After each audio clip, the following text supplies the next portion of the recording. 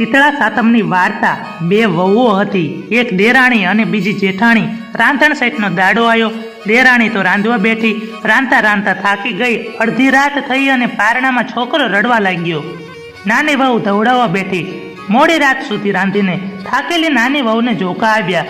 છોકરો ધવડાવતી ધવડાવતી ઊંઘી ગઈ. ચૂલો ટાઢો કરવાનો તો ભૂલી ગઈ. મધરાત થઈ અને શીતળામાં ફરવા નીકળ્યા. ચૂલામાં આળોટ્યા. શીતળામાં આખાય શરીરે દાઝી ગયા અને તેમને શ્રાપ આપ્યો, જેવું મારું અંગ બળ્યું એવું તારું પેટ બળજો.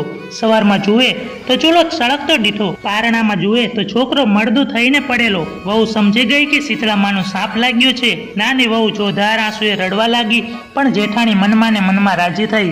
પણ નાની વહુ ઉપર સાસુમાને ઘણું હેત હતું. સાસુએ ધીરજ આપી અને કહ્યું, વહુ, રડવાથી કાંઈ નહીં વળે, તો શીતળામા પાસે જા, એ છોકરો સજીવન કરશે. સાસુમાના આશીર્વાદ લઈ અને છોકરાને જોડીમાં નાખી વહુ ચાલી નીકળી. રસ્તામાં બે તલાવડી આવી, છલોછલ ભરેલી, પણ પાણી ચકલુંય બોટતું નહીં. વહુને જતી જોઈ તલાવડીઓ કહે, બહેન, ક્યાં જાય છે?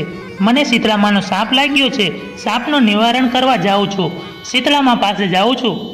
તલાવડીઓ કહે, ભલે બહેન, પણ અમારું પાણી પીશ નહીં, જે પીવે એ મરી જાય છે. અમારા એવા સાપ આપ હશે, અમારા પાપનું નિવારણ પૂછતી આવજે. આગળ જતા બે આંખલા મળ્યા. બેઉ આંખલાની કોટે ઘંટીના પડ બાંધ્યા છે અને લડ્યા કરે છે. નાની વહુને જતી જોઈ આંખલા કહે, બહેન, ક્યાં જાય છે? વહુ બોલી, શીતળામા પાસે સાપનું નિવારણ કરવા.